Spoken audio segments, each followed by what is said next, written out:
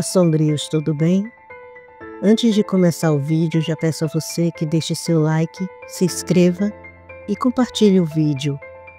Gosta do nosso conteúdo e deseja ajudar o canal? Clica no botão de valeu e contribua com o que seu coração desejar ou seja membro.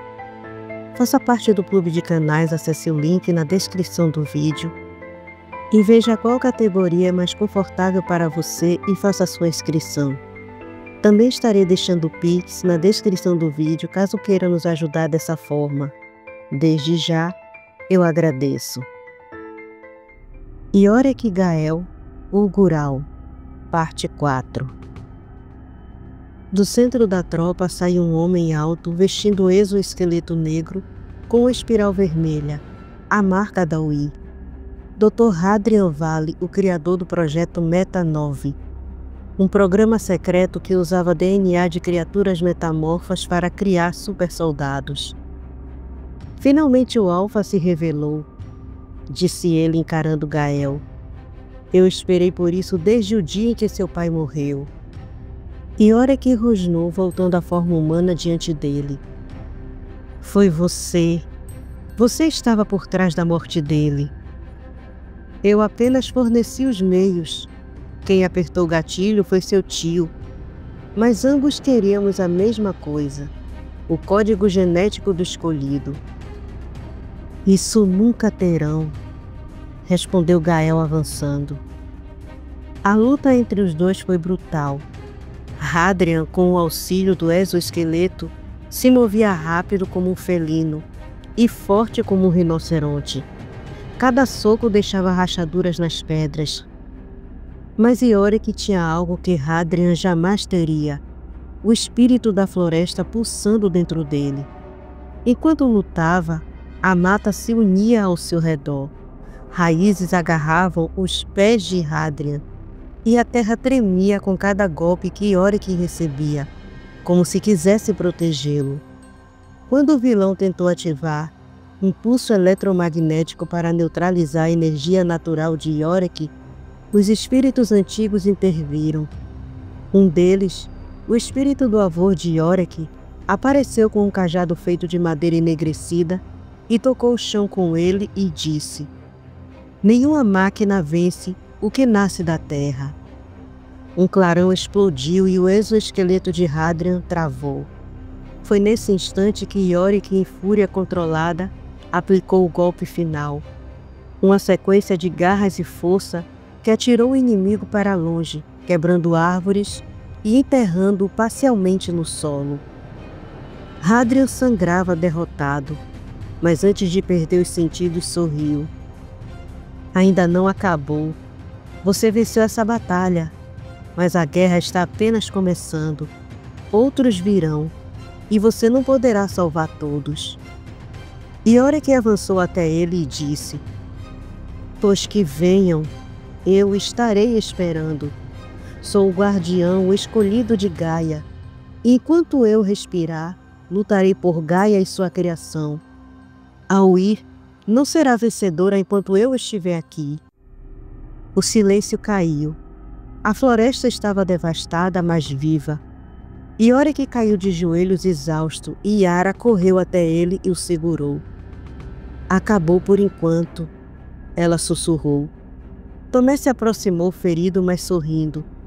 Você fez o impossível, irmão. Você nos uniu. Yorick, ofegante, olhou para o céu ainda escuro. Não sou herói. Sou só o filho de Gaia protegendo sua criação. E enquanto ela viver, eu também viverei.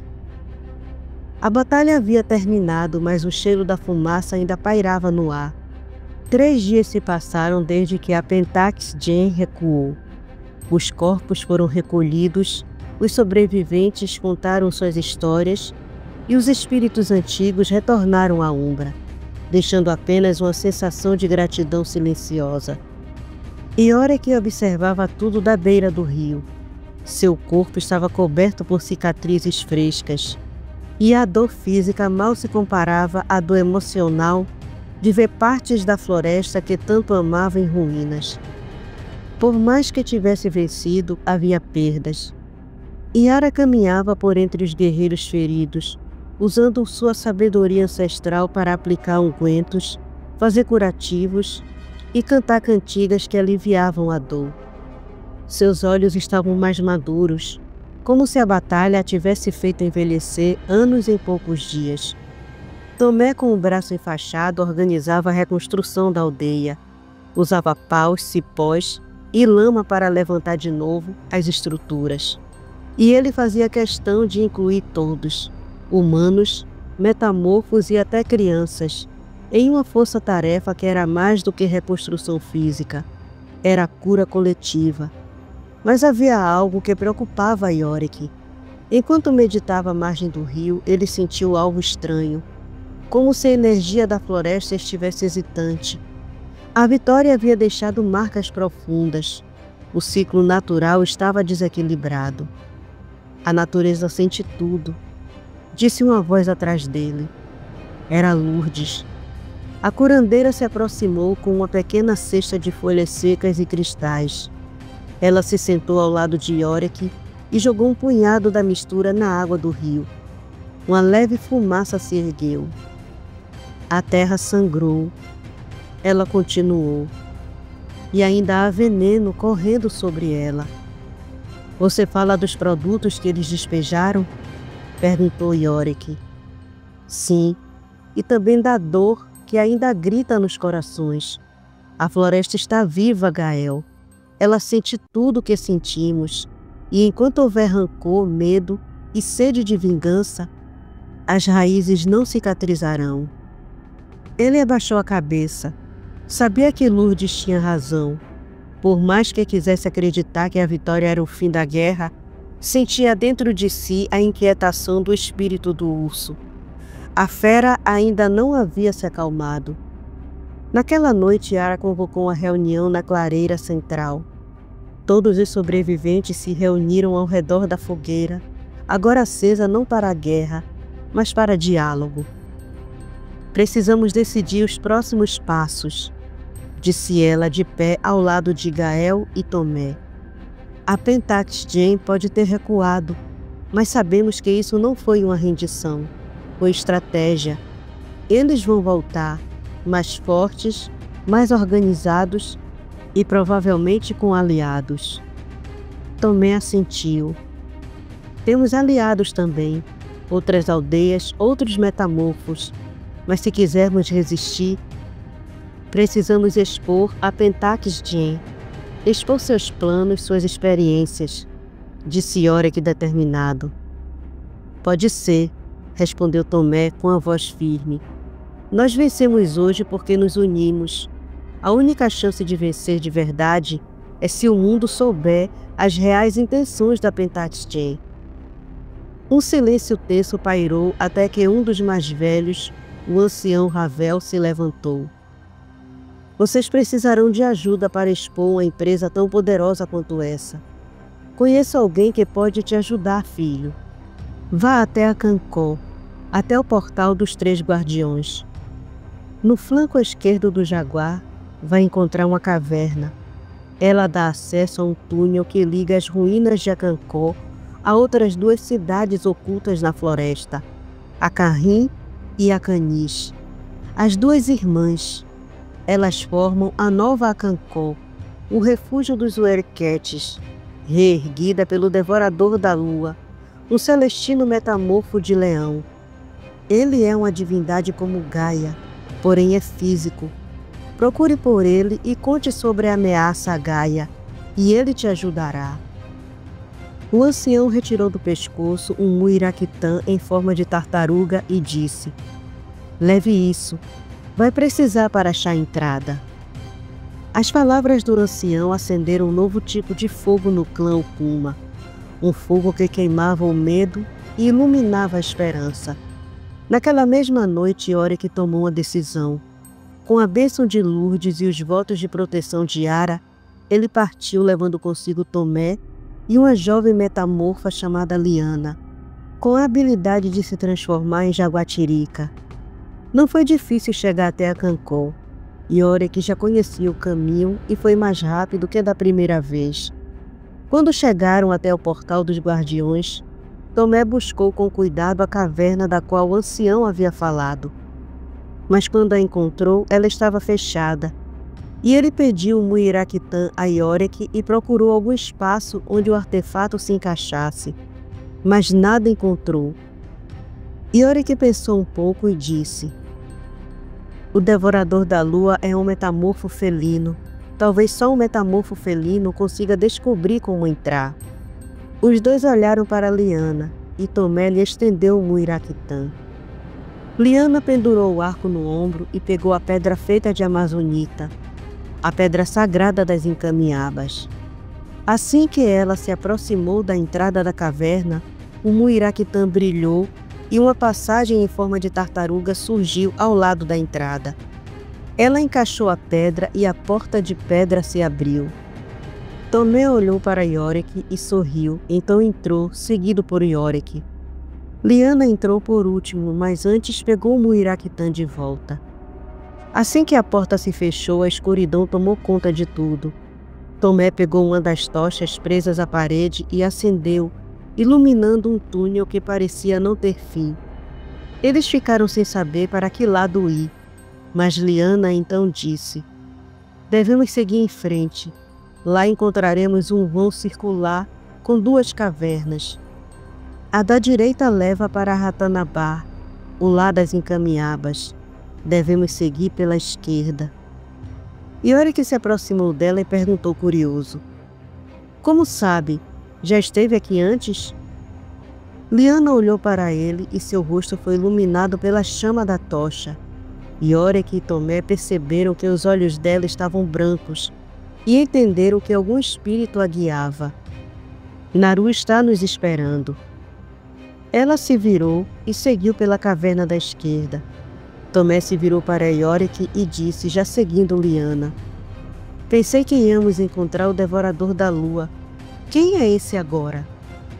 Liana respondeu sem olhar para eles: "Naru é o Devorador da Lua. Esse é o nome pelo qual ele é chamado agora." Eles seguiram em silêncio, imaginando quão poderoso era esse celestino para saber deles e ainda os guiar sem nem conhecê-los. Quando chegaram até uma passagem, Liana colocou a tartaruga na abertura e a porta se abriu, revelando uma cidade de beleza extraordinária.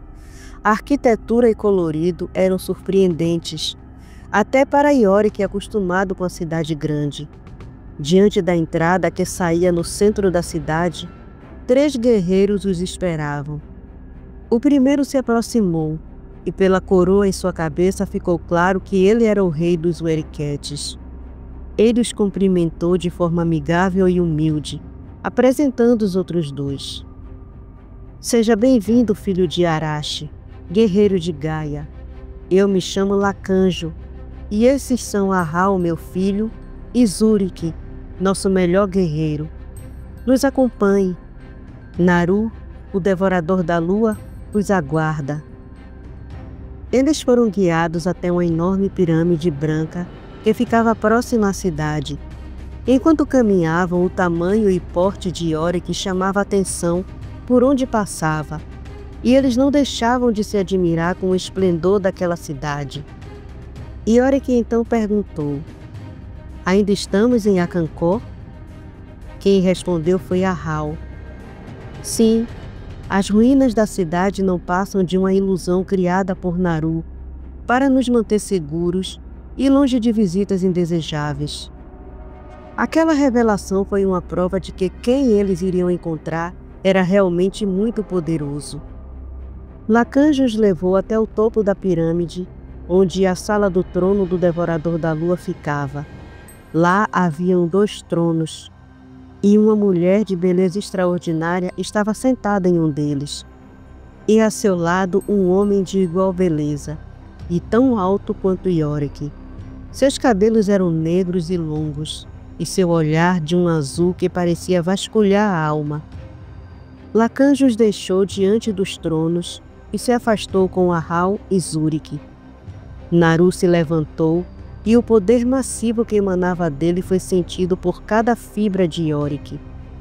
Naru caminhou em volta deles, os estudando. sentindo a tensão e o nervosismo deles. Então olhou para sua companheira e perguntou: "O que acha deles, Amara?" Ela se levantou e sorrindo respondeu enquanto ia até eles: "Acho que você os está deixando nervosos." Amara se aproximou de Yorick e disse: "Devem estar cansados e famintos. Vimos o confronto que tiveram durante a madrugada contra os servos da Uí. Vamos ajudá-los, pois Gaia também é nossa mãe. Mas antes precisam descansar."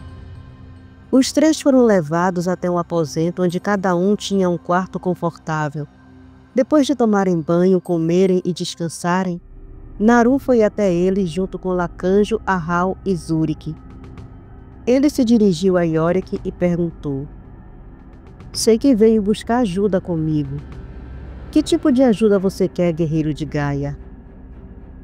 Yorick respirou fundo e respondeu com respeito, mas havia urgência e preocupação em sua voz. "A Pentat Gen, uma empresa que carrega o selo de verde, mas que sua preocupação com a natureza não passa de fachada, ela serve a Uí, cheira a Uí e carrega a espiral da Uí em seu peito. Essa empresa tem caçado metamorfos para fazer experimentos e envenenar a terra e os rios. Preciso de ajuda para expor essa empresa sem expor os metamorfos." Naru observava a revolta de Yorick ao falar da empresa que estava destruindo Gaia aos poucos. Sentiu a força e o desejo genuíno dele em proteger seus irmãos. Quando Yorick terminou de falar, ele disse: "Você, além de ser o escolhido de Gaia, também é um homem de negócios. Tem uma empresa que realmente protege a natureza. Você tem parte dos meios para derrubar essa serva da Uí. Eu lhe darei a forma de como fazer isso. Meu filho irá com vocês. Ele é um troca-peles.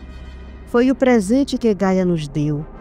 Amara, minha companheira, gerou uma nova espécie, capaz de ser qualquer uma das outras espécies. Basta tocar nelas ou em algo que lhes pertença. Você só precisa dar a direção e ele fará o que pedir. Mas me escute com atenção, escolhido de Gaia. Estou colocando sob sua responsabilidade meu bem mais precioso, pois confio que o protegerá e o trará de volta inteiro." Ele fez um gesto com a mão e Amara entrou com o filho deles. Um jovem rapaz um pouco menor que Naru, seu pai. Tinha um olho azul como o dele e um verde como o da mãe. Seu olhar, porém, era profundo como o do pai, mas tinha a leve ternura dos da mãe. O jovem foi até ele, que pousou as mãos no ombro do filho e disse: "Este é Yari, que significa o espírito que muda. Cuide dele, Yorick Gael, como se fosse sua própria cria."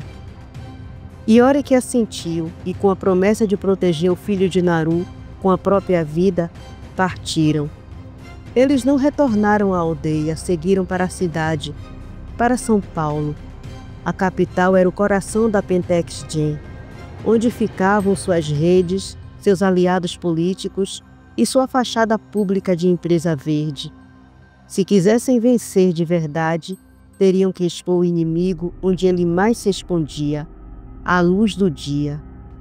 Enquanto o jato particular decolava, Yorick olhou para baixo.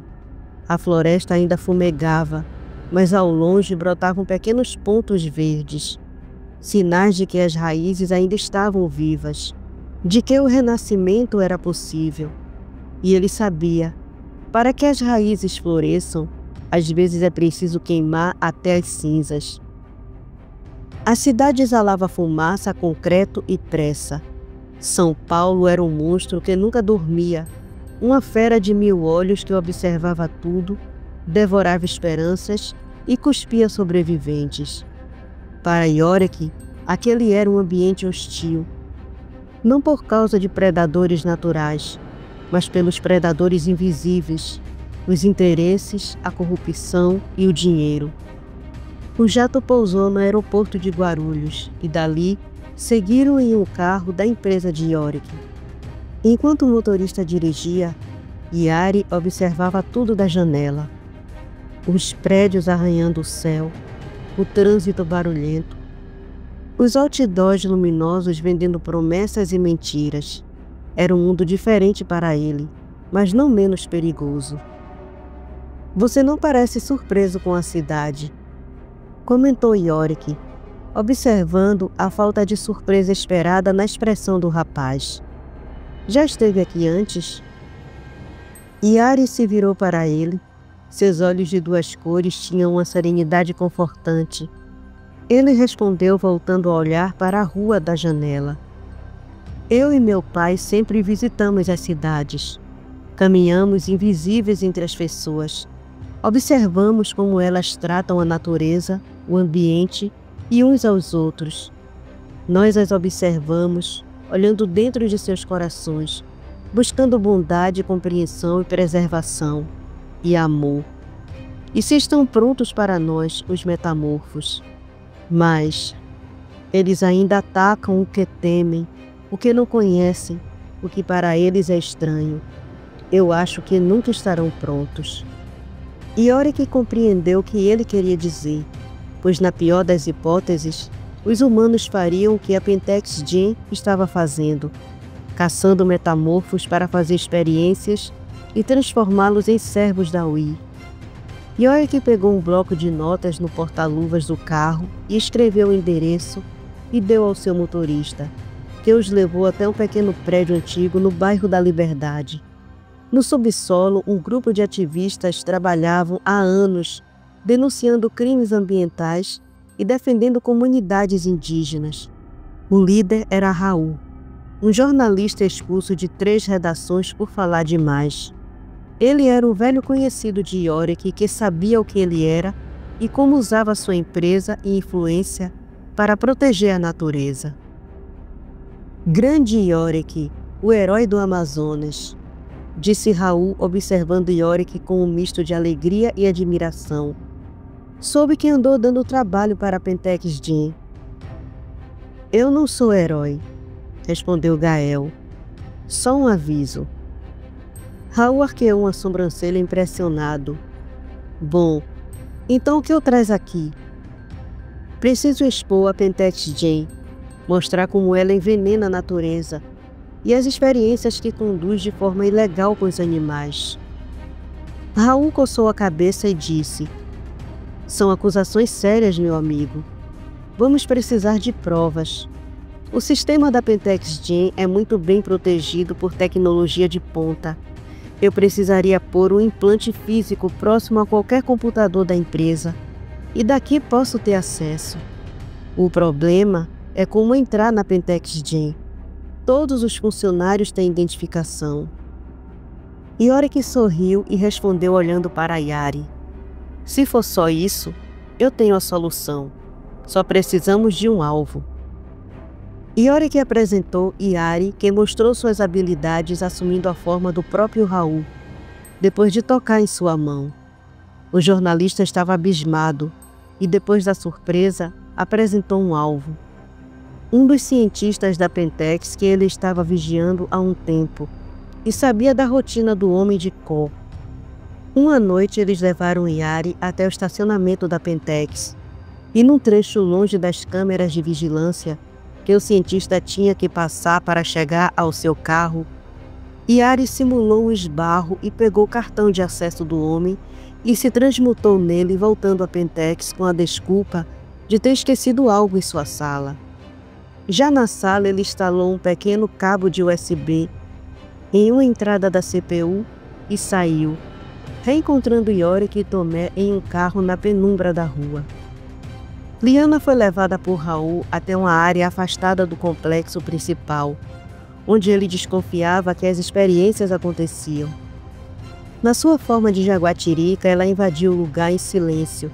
Lá dentro, ela voltou à forma humana e retirou a pequena câmera que estava em seu pescoço e fotografou tudo que viu. Todas as mutações genéticas feitas nos animais, que pela lei eram proibidos de serem usados em laboratórios ou experimentos, inclusive animais em risco de extinção.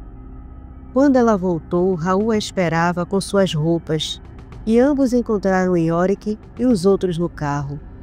Nos dias seguintes, Raul hackeou os sistemas internos da Pentex, Com a ajuda de um contato antigo no setor de tecnologia ambiental, descobriram documentos confidenciais, experimentos genéticos ilegais, planos de invasão de reservas, subornos de políticos e até mesmo ordem de extermínio de metamorfos classificados como elementos instáveis. Yorick sentia o sangue ferver. A cada novo dado, a raiva crescia. Mas Lourdes estava certa. Se deixasse a fera dominar, cairia na armadilha deles. Com as informações reunidas, Raul começou a montar um dossiê completo, enquanto ativistas organizavam um plano para divulgar tudo ao mesmo tempo, em redes, jornais alternativos e até podcasts. Mas havia um problema. Eles estavam sendo vigiados. Numa noite chuvosa, enquanto voltavam do galpão que usavam como base, um carro preto os seguiu pelas ruas do Brás. Liana foi a primeira a notar. Gael não pensou duas vezes. Ativou seus instintos, farejou o perigo e mandou que o motorista seguisse para um beco escuro. E, como esperado, o carro os seguiu, parando atrás deles. 2 homens armados desceram do carro. Sabemos que vocês têm informações comprometedoras da Pentex Gen. Entregue e ninguém se machuca, disse um deles. Gael avançou como um trovão. Em segundos, seus olhos brilharam dourados e os músculos se tensionaram. Ele não se transformou completamente, não ali no meio da cidade, mas foi o suficiente para fazer um dos agressores desmaiar de medo. O segundo atirou. A bala atingiu o braço de Gael, mas ele suportou. Com um golpe só, derrubou o inimigo e arrancou a arma de suas mãos. Quando a polícia chegou, chamada por moradores assustados com o barulho, o grupo já havia sumido. De volta à base, com o braço enfaixado, Gael tomou uma decisão. Vamos à imprensa. Direto. Entrevista ao vivo, em rede nacional. Você quer se expor? Perguntou Liana incrédula. Sim, mas como empresário. Yorick explicou para a tranquilidade de todos. Vou denunciar a Pentex Gen por abuso e maus tratos de animais e crime ambiental. Não vou comprometer ninguém. Direi apenas que um trabalhador interno me passou as informações que confirmaram o que eu já desconfiava. Com as provas que temos, não vai haver meio termo. Raul contatou um antigo colega de TV, um jornalista corajoso disposto a abrir espaço ao vivo para algo explosivo. A entrevista foi marcada para dali a 2 dias. Na véspera da transmissão, Yorick subiu no topo de um prédio e olhou a cidade. Luzes, buzinas, fumaça. Era um ambiente sufocante para um ser ligado à terra. Mas ele sabia que se vencesse ali, a vitória ecoaria até as montanhas mais isoladas. E enquanto o vento urbano bagunçava seus cabelos, ele murmurou: que Gaia me guie e que a cidade me ouça.